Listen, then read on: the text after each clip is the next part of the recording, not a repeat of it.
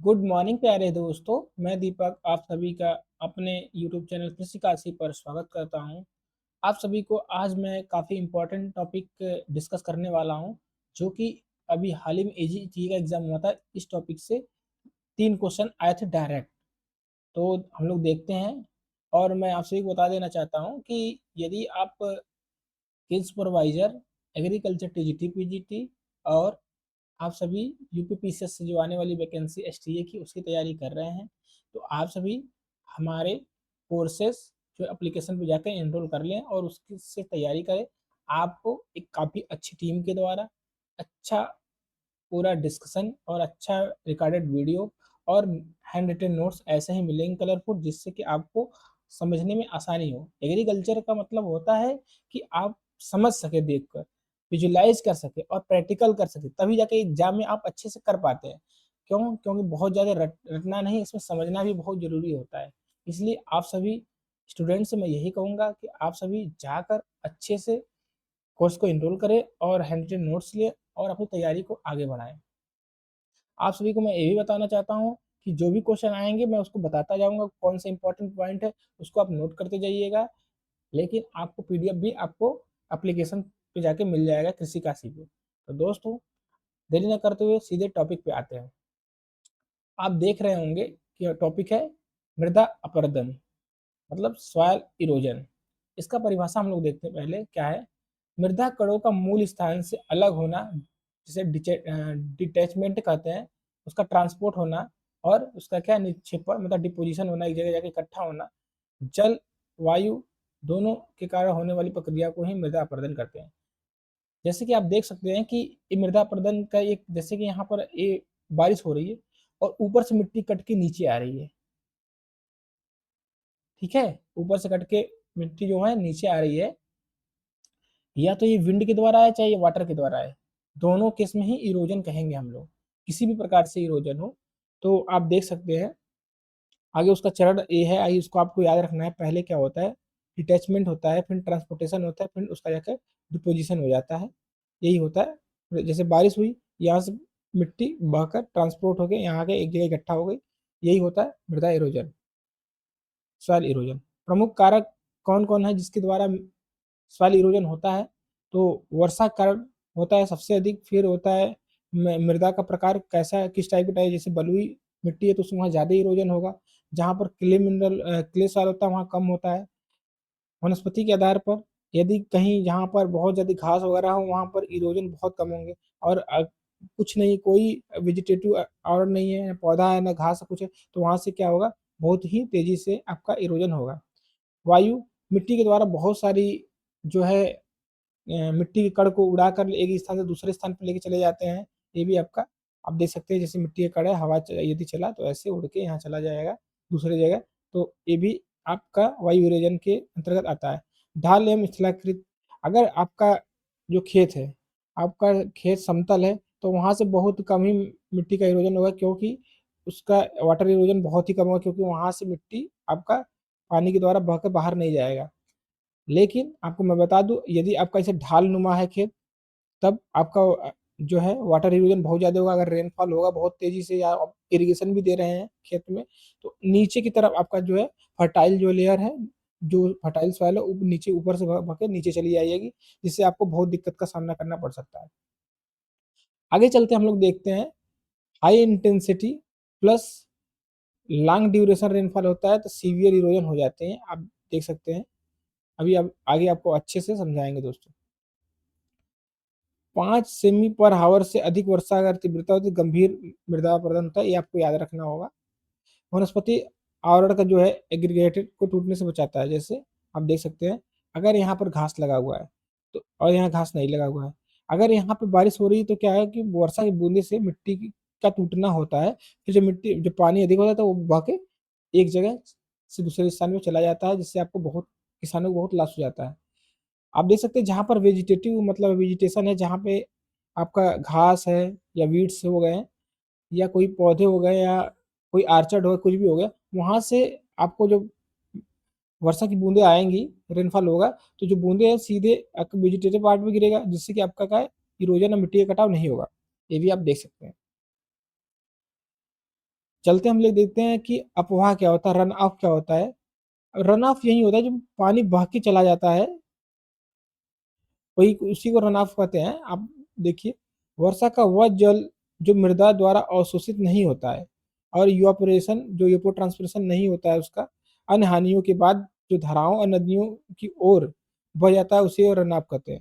जो ये पानी, अब बारिश हुई, कुछ पानी इनफिल्टर कर जाएगी, कुछ पानी जो क्या है कि ट्रांसपो मतलब इवापोट्रांसपिरेशन हो जाएगा, या पौधे से हो या आपका तालाब से हो, दोनों को मिलाकर जो ट्रांसपोर्टेशन होता है, जो इवापोरेशन होता है, वो इवापोट्रांसपिरेशन बोलते हैं।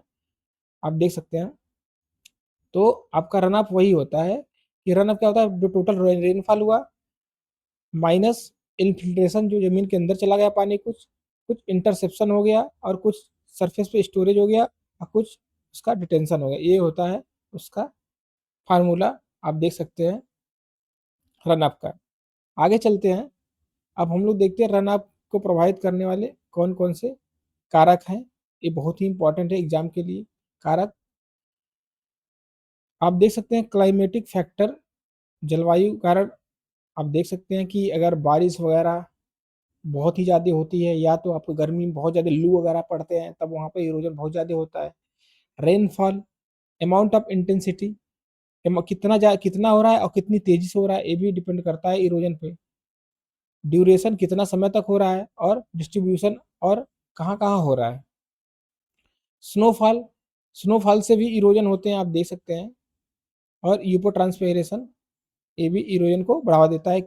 यदि यूपोट्रांसपिरेशन कैसे कैसे कि बहुत ही ज़्यादा आपको अगर मिट्टी मिट्टी में पानी है, सोख के चला गया तो सूखा होगा, फिर बारिश होगी, फिर वो उसका इरोजन हो जाएगा। रेनफॉल के कौन कौन से घटक हैं, कैसे अमाउंट डिपेंड करता है इरोजन पर, और इंटेंसिटी, और ड्यूरेशन, और डिस्ट्रीब्यूशन, ये है आपका रेनफॉल के घटक है जो कि इरोजन को बढ़ावा देते हैं। आगे चलते हैं। जो सॉइल इरोजन है, इसको तो हम लोग देख ही लिए हैं। चलते हैं। अब देखते हैं जो कि एग्जाम में डायरेक्ट क्वेश्चन आया था आप सभी के एजीटीए के एग्जाम में अभी हाल ही में। Universal soil loss equation due to water erosion. Water erosion से जो होने वाला, ये वाटर से इरोजन है, उसमें से उसका एक इक्वेशन है, ठीक है, यूनिवर्सल इक्वेशन है, उसको हम लोग याद करेंगे। और एग्जाम में यही डायरेक्ट क्वेश्चन पूछा गया था, यही फार्मूला इक्वेशन आप देख सकते हैं। आप देख सकते हैं डायरेक्ट क्वेश्चन आया हुआ था। जो इसके जो खोजकर्ता है, जो विकसित किया गया, विस्मेयर, आप इसको याद रख सकते हैं। एन स्मिथ 1978 में, ये भी आपको याद रखना है। अगर कभी हार्ड क्वेश्चन बनेगा तो ये क्वेश्चन बनेगा। जल द्वारा होने वाले सॉइल लॉस का अनुमान लगाने के लिए यूनिवर्सल सॉइल लॉस इक्वेशन का उपयोग किया जाता है, कि जल के द्वारा कितना सॉइल का लॉस हुआ है, इस इक्वेशन से लगाते हैं। अब इसका जो है, इसके बारे में पूछ देता है कि आर का मतलब क्या होता है, के का मतलब क्या होता है, हमें एल का मतलब क्या होता है, ऐसे एग्जाम में पूछा जाता है। तो हम लोग देख लेते हैं आर का क्या है। अब हम लोग यहाँ से ए से देखते हैं। ए से मतलब प्रिडिक्टेड सॉइल लॉस, प्रिडिक्ट करते हैं कितना सॉइल लॉस हुआ, बराबर आर क्या होता है, rainfall and run of factor, याद रखना है आपको। के क्या है, सॉइल इरोडेबिलिटी फैक्टर। सबसे ज्यादा एग्जाम में यही पूछता है, के का मतलब पूछता है। तो दोस्तों आप इसको देख लें। के का मतलब बहुत एग्जाम में पूछता है। एल का मतलब स्लोप लेंथ, एस का मतलब क्या है, स्लोप ग्रेडियंट एंड स्टीपनेस, और सी का मतलब क्या है, सॉइल कवर एंड मैनेजमेंट, और पी का मतलब इरोजन कंट्रोल प्रैक्टिस। तो आप इसको याद रखें, जिससे आपको एग्जाम में आसानी हो क्वेश्चन सॉल्व करने में। तो मैं बता दूं, आर और के बहुत ज़्यादा पूछता है, लेकिन इसमें भी के सबसे ज़्यादा पूछता है। इसमें पूछ देगा कि एक क्वेश्चन दे देगा, पूछ लेगा इस एक क्वेश्चन में के का मतलब क्या है। तो आप बहुत बार जेआरएफ वगैरह में बहुत बहुत एग्जाम में आ चुका है, तो इसको आप याद रखें। क्वेश्चन मैं कराऊंगा इससे रिलेटेड, आप देखेंगे क्वेश्चन बनता है बहुत अच्छा। आप देख सकते हैं आर फैक्टर जो हो गया और के फैक्टर हो गया। के फैक्टर के आपको याद रखना, आर फैक्टर क्या है, run of and rainfall and run of factor है। और के बहुत ज़्यादा एग्जाम में पूछता है, तो क्या है, सॉइल इरोडिव फैक्टर। तो इसको समझाया गया है कि जो रेनफॉल की इरोजन पैदा करने की क्षमता है, इसे रेनफॉल एक्सटेंशन इंडेक्स कहते हैं, आप देख सकते हैं। इरोजन इंडेक्स कहते हैं, आप देख सकते हैं। के फैक्टर क्या है, सॉइल की इरोजन के प्रति ससेप्टिबिलिटी, ठीक है। स्टैंडर्ड प्लॉट जैसे ये बताया है, आप इसको ज़्यादा ध्यान न दें। आप मेन ध्यान दें इस पर। फिर भी कोई दिक्कत नहीं है, आगे चलते हैं। सी फैक्टर, जो फील्ड कंडीशन है, सॉइल लॉस, क्लीन टिल्ड, ठीक है, फैलो सॉइल लॉस रेशियो होता है, आप देख सकते हैं। इंपॉर्टेंट उतना ज़्यादा है नहीं। आते हैं हम लोग सीधे वाटर इरोजन के चरण पे, जो कि सबसे महत्वपूर्ण है एग्जाम के लिए, जो कि एग्जाम में यहाँ से क्वेश्चन बनते हैं। आप देख सकते हैं कि एग्जाम में आपके एजीटी एक एग्जाम में अभी हाल ही में जो हुआ था 9 अगस्त को, तो पहले एक क्वेश्चन आया था कि वाटर इरोजन का प्रथम चरण कौन सा है, प्रथम चरण कौन सा है, फर्स्ट चरण कौन सा है, पहला जो इरोजन होता है वाटर इरोजन कौन सा होता है, सबसे पहले अगर रेनफॉल होता है तो कौन सा इरोजन होगा आपका। तो जैसे रेनफॉल हुआ तो पहला होगा स्प्लैश इरोजन। स्प्लैश इरोजन कैसे होता है आप सभी देख सकते हैं। पहला चरण, जैसे आप देख सकते हैं, प्रथम चरण इसको बोलते हैं, यही एग्जाम में क्वेश्चन आया था। आप देखिए रेन ड्रॉप इम्पैक्ट से पार्टिकल छिटकते हैं, जैसे रेन ड्रॉप ऐसे गया और मिट्टी पे गिरा, भूमि पे गिरा और मिट्टी छटक के उठ के डिचैट हो गए, कहीं दूसरी जगह चली गई, उछड़ मतलब कि उछल कर, आप देख सकते हैं। तो दोस्तों उसी को हम लोग फ्लैश इरोजन कहते हैं। यदि हम लोग जैसे कभी ऑब्जर्व करें तो हम लोग फील्ड में खड़े हैं, अब बारिश होती है तो मिट्टी क्या होता है, एक जो वर्षा की बूंद से मिट्टी छटक के हमारे पैर पे चली जाती है।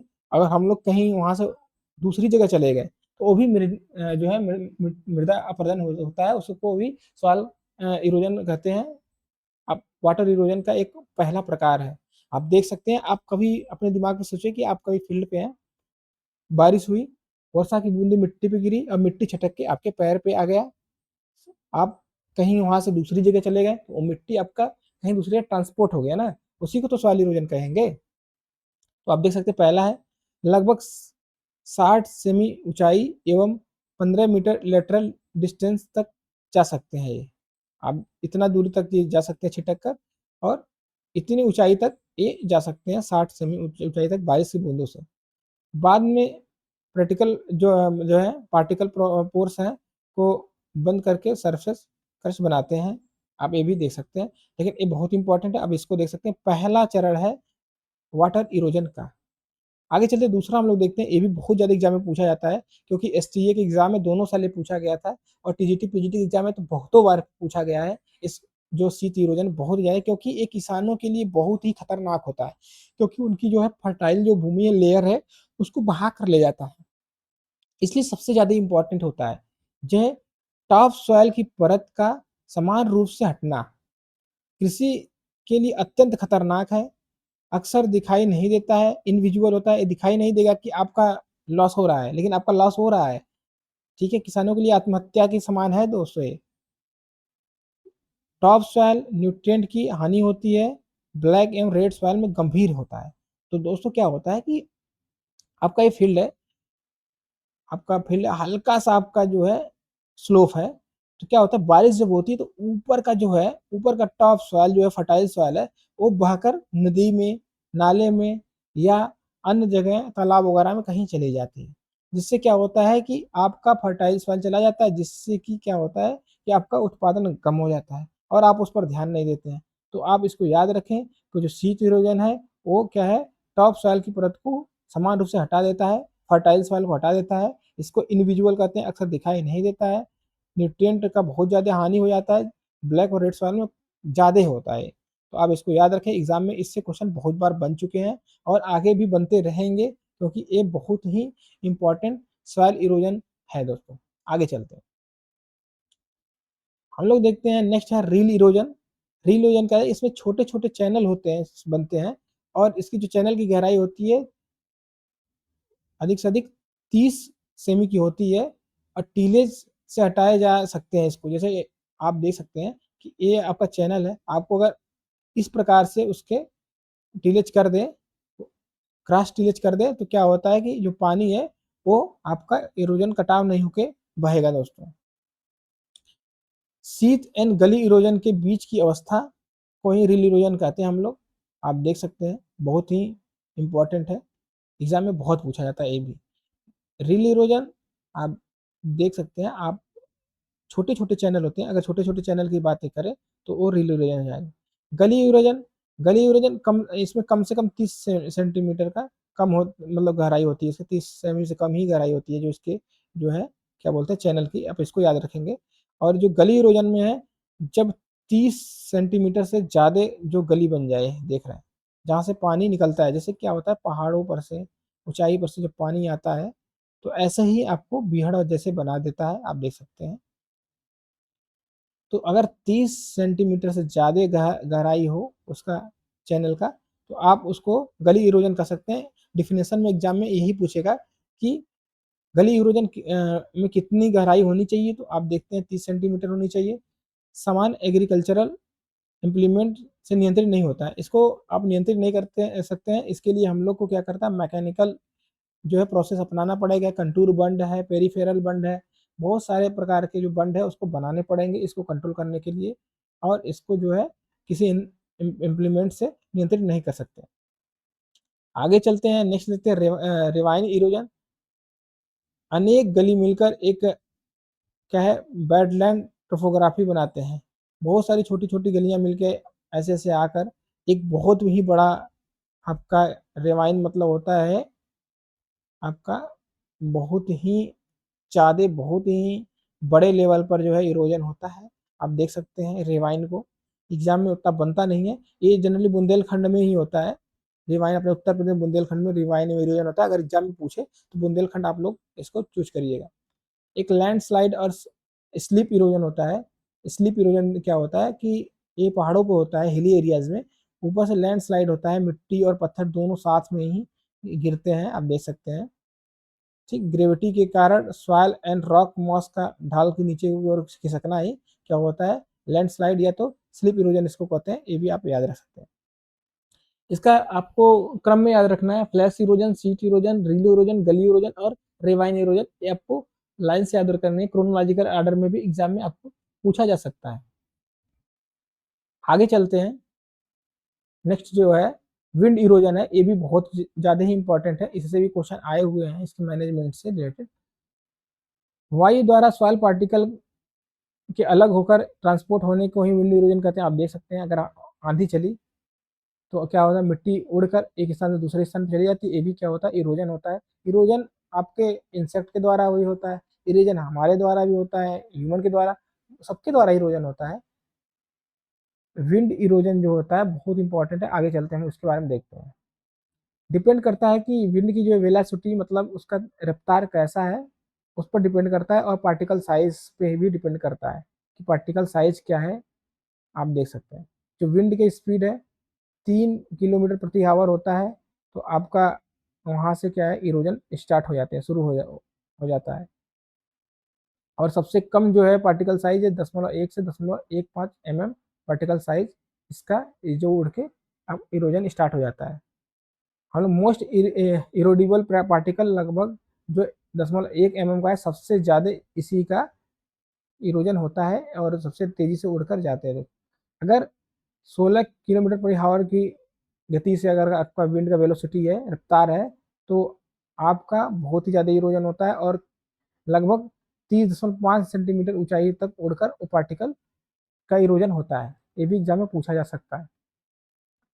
और नियंत्रण के लिए हम लोग स्ट्रिप क्रॉपिंग करते हैं और बायोलॉजिकल कंट्रोल भी करते हैं। स्ट्रिप क्रॉपिंग को ही बायोलॉजिकल कंट्रोल करते हैं, जैसे हम लोग ये स्ट्रिप लगा दिए जिससे कि आपका इरोजन ना हो, और मतलब घास बो दिए, ठीक है, वीट की सोइंग कर दिए, या कोई पौधे लगा दिए, या कोई आपको क्या बोलते हैं हेज वगैरह लगा दिए जिससे कि मृदा का कटाव रुक जाता है, ये भी इसके कंट्रोल के लिए कर सकते हैं हवा के। विंड इरोजन प्रभावित करने वाले कारक कौन कौन से हैं, तो पहले तो सॉइल का टेक्सचर है, उसका साइज वगैरह, और उसका क्या है फिर उसका ड्राईनेस, मॉइस्ट है कि ड्राई है, अगर ड्राई होगा तो इरोजन जल्दी होगा, मॉइस्ट होगा तो वो वहाँ से उड़ ही नहीं सकता है, तो आप ये भी देख सकते हैं। स्मूथ सरफेस, अगर सरफेस खुरदुरा है कि सरफेस एकदम प्लेन है, उस पर भी डिपेंड करते हैं, आप देख सकते हैं। अगर आपका स्मूथ सरफेस होगा तो अधिक इरोजन होगा, ये भी आपको याद रखना है। आगे चलते हम लोग देखते हैं soil loss equation due to wind erosion. जैसे पिछली बार पूछा था आपके एजीटी एग्जाम में, अभी 9 अगस्त को जो था उसमें वाटर जो इरोजन है उसका इक्वेशन पूछा था। अब ये आपका विंड का है, विंड का भी आपको याद रखना है, एग्जाम में ये भी आ सकता है। आगे चलते इसका जो फैक्टर देखते हैं क्या क्या। ई का है सॉइल लॉस, आई का मतलब सॉइल, ठीक है। क्लाउडीनेस, ये देखते हैं। आर से क्या है सरफेस कवर, और के से सरफेस रफनेस, और एफ से सॉइल टेक्सचर क्लास, सी से लोकल विंड, डब्ल्यू से फील्ड विड्थ, और डी से विंड डायरेक्शन, और बी से विंड बैरियर। ये आपका है जो कि इक्वेशन है विंड इरोजन का, आप इसको याद रखें। इससे भी क्वेश्चन बन सकते हैं कि आर का मतलब क्या है, ई का मतलब क्या है, और सी का मतलब जो है पूछा जा सकता है। आप देख सकते हैं विंड इरोजन, इधर आप देख रहे होंगे तो आपको विजुलाइज हो रहा है कि हाँ विंड इरोजन कैसे होता है।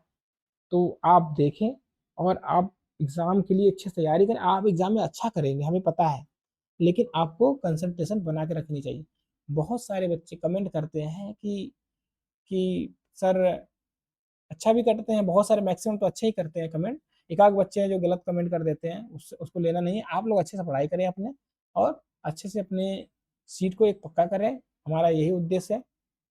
आगे चलते हैं, देखते हैं विंड इरोजन में सॉइल मूवमेंट कैसे होता है। आप देख सकते हैं, आप सरफेस क्रीप होता है, एक साल्टेशन होता है, और सस्पेंशन, तीन प्रकार का इरोजन होता है। एक सरफेस क्रीप होता है, मतलब कि एकदम ऐसे क्रीप करके जाता है ऐसे करके, और एक साल्टेशन होता है, मतलब एक स्थान से जंप करके दूसरे स्थान पे ऐसे जाता है साल्टेशन। सस्पेंशन होता है, सीधे उड़ जाता है ऐसे। तो तीनों प्रकार बेहद इंपॉर्टेंट है। उसके कभी कभी एग्जाम में पार्टिकल साइज पूछ देते हैं, या उसका जो विशेषताएं पूछ देते हैं, और या तो उसके जो है कितने सबसे ज्यादा किससे होता है आपका इरोजन, ये भी एग्जाम में पूछा जा सकता है। तो ये चार्ट आपको याद रखनी है, इस चार्ट से बहुत ही ज़्यादा क्वेश्चन आता है, तो इस चार्ट को आपको याद रखना है। इसलिए क्योंकि सबसे ज़्यादा क्वेश्चन इसी से बनते हैं, अगर विंड इरोजन का क्वेश्चन बनते हैं तो। आप देखिए जो पहला प्रकार है सरफेस क्रीप, तो जो है पार्टिकल साइज में 0.5 से 2 की जो पार्टिकल साइज है, इसके द्वारा इरोजन होता है। तो पार्टिकल साइज बहुत एग्जाम में पूछे जाते हैं। आप देख सकते हैं रोलिंग और स्लेडिंग होता है, रोल होता है ऐसे ऐसे करके अपना जाता है विंड इरोजन के द्वारा। तो आप देख सकते हैं कुल लगभग 5 से 25% का इरोजन का ये कवर करता है। जैसे 100% इरोजन हुआ है वो विंड इरोजन से, तो उसमें इसका हिस्सा कितना है, 5 से 25% है। साल्टेशन जो जंप करके, एक जंपिंग या तो क्या बाउंसिंग करके एक स्थान से दूसरे स्थान पर उड़ के जा रहा है, जंप करके जा रहा है, इसके जो पार्टिकल साइज है आप देख सकते हैं 0.1 से 0.5 सबसे बड़ा पार्टिकल साइज आपका सरफेस का है, फिर साल्टेशन का है, फिर सस्पेंशन का है। ये भी क्रोनोलॉजिकल ऑर्डर में लगाने के लिए एग्जाम में आ सकता है, तो इसे भी आप याद रखें। सस्पेंशन में सबसे छोटा पार्टिकल साइज होता है लेस देन 1.0.1 हवा से सस्पेंड हो जाते हैं, उड़ के बहुत दूर दूर तक चले जाते हैं, रेतीली भूमि वगैरह में बहुत तेजी से जाते हैं। 15% इससे इरोजन होता है, लेकिन सबसे ज़्यादा किससे होता है, साल्टेशन से। 50 से 70% जो इरोजन होता है एयर इरोजन या विंड इरोजन आपका इसी से होता है, साल्टेशन से। आप देख सकते हैं एग्जाम में बहुत ज़्यादा क्वेश्चन पूछता है इससे, इसको आप लोग याद रखें, क्रोनोलॉजिकल ऑर्डर में याद रखें, एकदम रट ले इसको। यहाँ देखिए सबसे महत्वपूर्ण है 70% सल्टेशन से होता है। ये भी एग्जाम में डायरेक्ट पूछ सकता है कि इन तीनों मेथड में से सबसे ज्यादा इरोजन किससे, मतलब एयर इरोजन प्रभावित होता है या तो विंड इरोजन। तो आप देख सकते हैं सल्टेशन है एग्जाम में, इसको आप देखिएगा। आगे देखते हैं मृदा संरक्षण के उपाय, मेजर ऑफ सॉइल कंजर्वेशन, कैसे हम लोग उसको कंजर्व करेंगे, ये भी बहुत ज़्यादा इंपॉर्टेंट है। यदि हम लोग इरोजन पढ़ लिए तो उसका कंजर्वेशन नहीं पढ़ेंगे तो इरोजन पढ़ने का कोई मतलब नहीं है। तो हम लोग देखते हैं, सबसे पहला प्रैक्टिस हम लोग करते हैं एग्रोनॉमिक प्रैक्टिस। एग्रोनॉमिक मेजरमेंट कैसे करेंगे, उससे एग्रोनॉमिक मेजरमेंट से करके कैसे हम लोग इरोजन को कंट्रोल करेंगे, उसको हम लोग देखते हैं। जहाँ भूमि की ढाल 2% से कम होती है, स्लोप स्लोप 2% से कम होती है, वहाँ पे हम लोग ये एग्रोनॉमिक मेजर अपना सकते हैं। अगर 2% से ज़्यादा हुआ होता है तो वहाँ पे हम मैकेनिकल यूज करते हैं।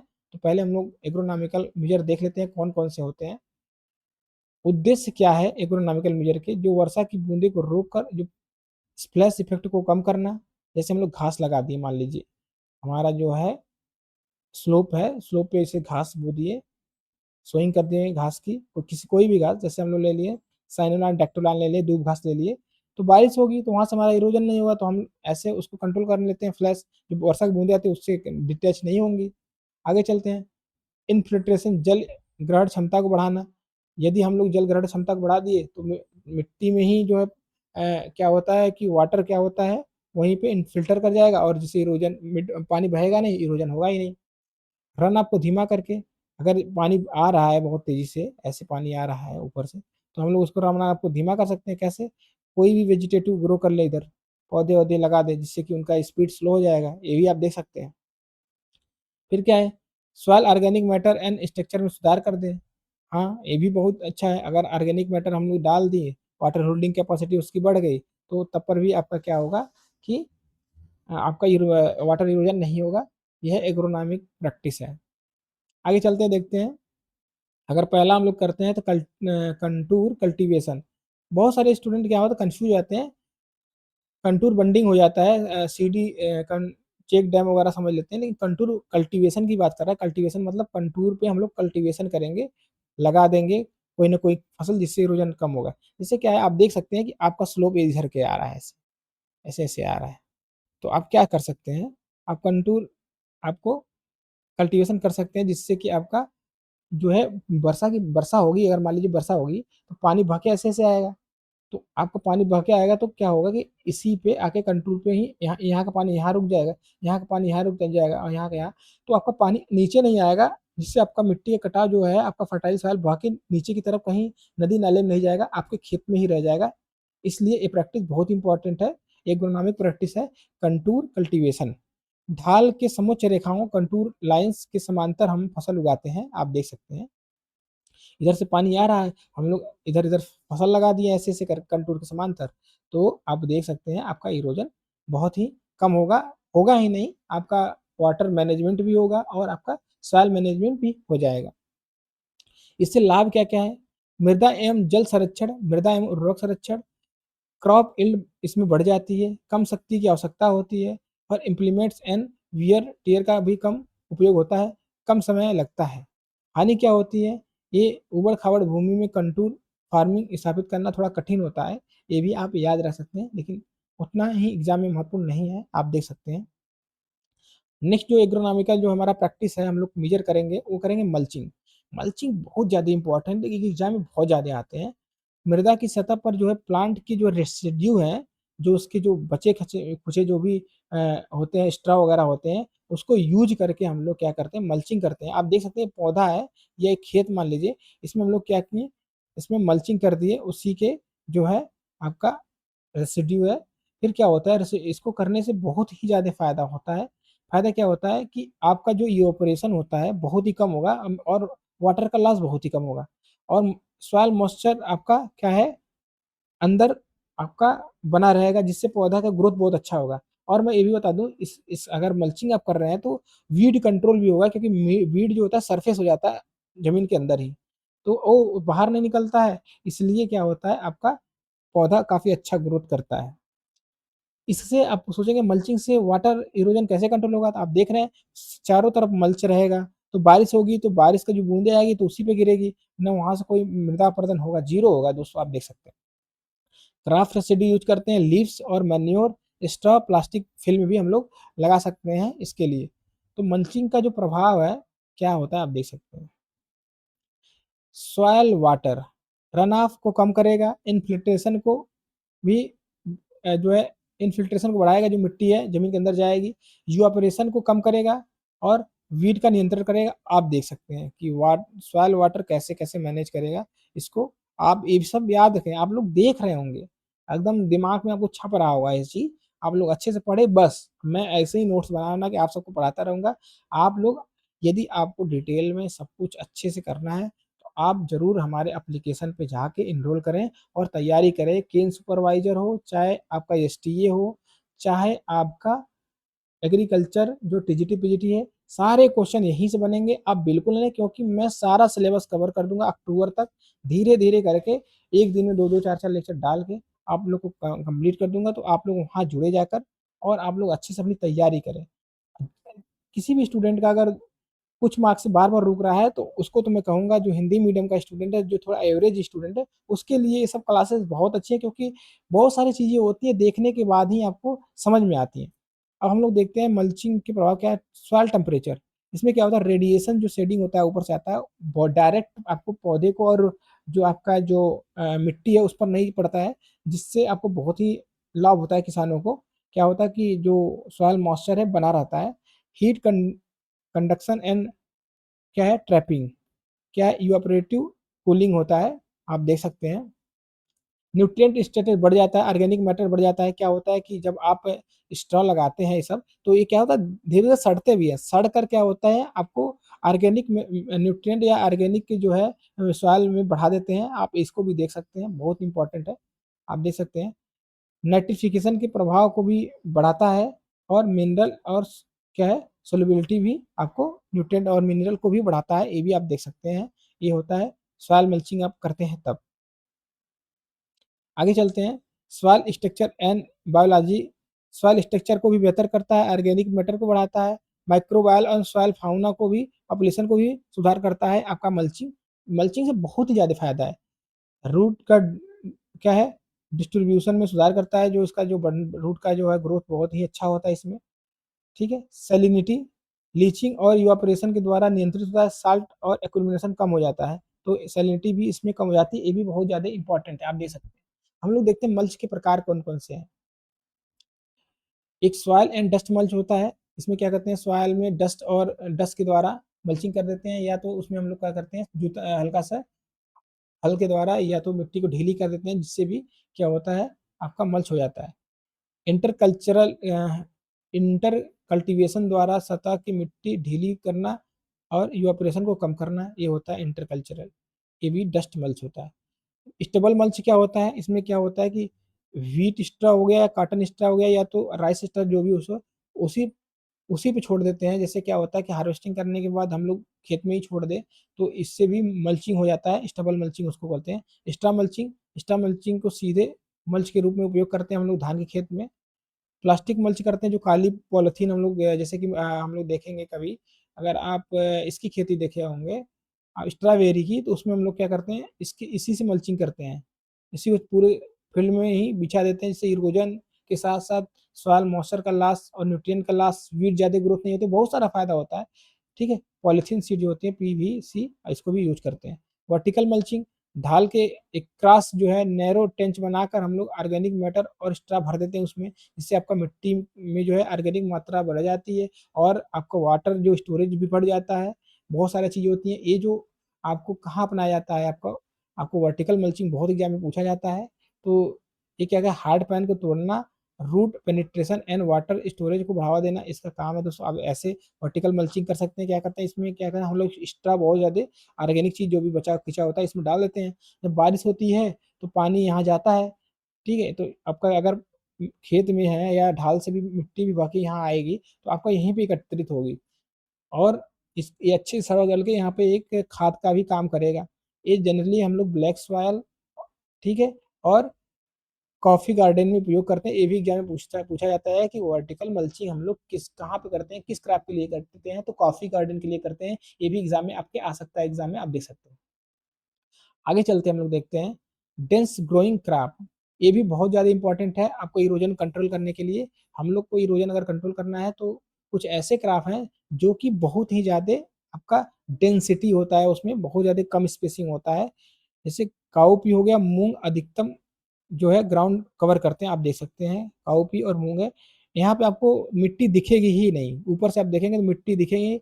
अगर आपका इरिगेशन क्या बोलते हैं उसको रेनफॉल होता है, रेनफॉल जब होता है तो आपको जब डिटैच नहीं होगा, जब उस मिट्टी पे वर्षा की बूंदें नहीं गिरेंगी, तो आपका इरोजन ही बहुत ही कम होगा। तो ये भी बहुत इंपॉर्टेंट है और मिट्टी को बांध के रखता है। ये भी बहुत ज़्यादा इंपॉर्टेंट है dense growing crop. High high erosion crop जैसे कि बीड़ी टोबैको से पहले कवर कम मैन्योर क्रॉप उगाई जाती है।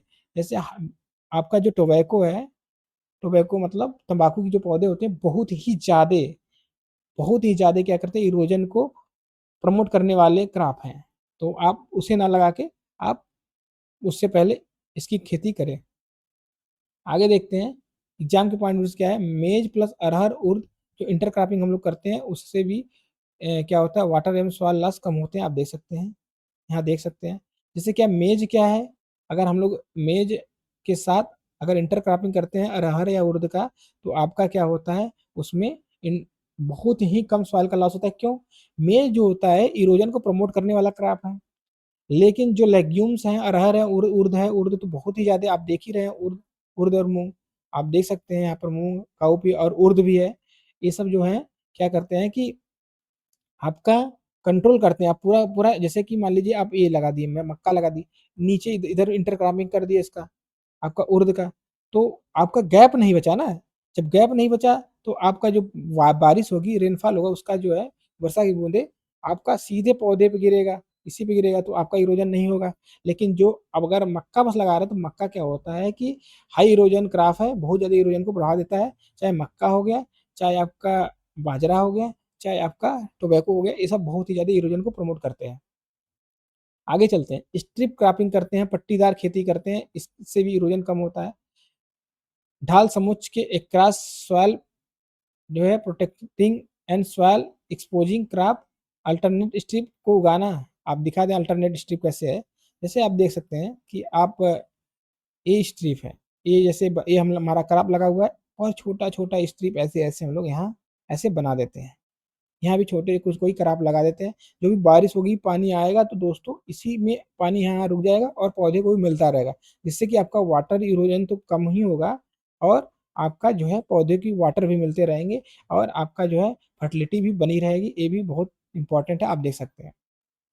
इसमें भी इसके प्रकार हैं, हम लोग देखते हैं, एक क्रॉस होता है, एक उसके लेटरल होता है, बहुत सारे प्रकार के होते हैं स्ट्रिपिंग, आप देखेंगे। तो अभी हम लोग पढ़ रहे हैं एग्रोनॉमिक मेजर, एग्रोनॉमिकल मेजर पढ़ रहे हैं अभी। तो इसका स्लोप होता है जो जहाँ पे 2 सेंटीमीटर से कम हो, वही वहीं पे होता है दोस्तों। आप देख सकते हैं